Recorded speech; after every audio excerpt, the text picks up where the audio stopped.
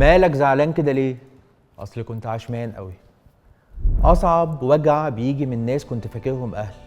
الوجع الحقيقي مش لما حد غريب يوجعك، الوجع الحقيقي لما الوجع يجي من ناس كنت فاكرهم امان، ناس كنت فاكرهم منك، ناس كنت بتحكي لهم كل حاجه وتستقوى بيهم على الدنيا وتقول دول مستحيل يبيعوني، مستحيل يسيبوني.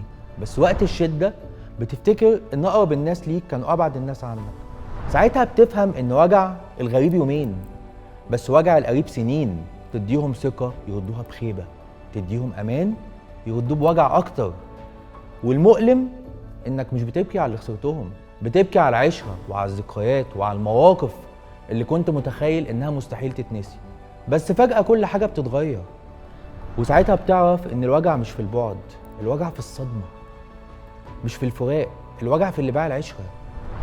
كان أكتر واحد كنت مستعد تشتريه بعمرك، بس الحياة بتعلمنا إن مش كل قريب حبيب ومش كل حبيب أمان.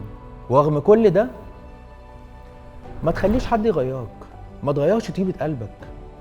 عيد بس اختياراتك من الأول، لأن أسوأ حاجة ممكن تعملها بعد ما حد يعمل فيك كده إنك تبقى نسخة منه. حد فاهم حاجة؟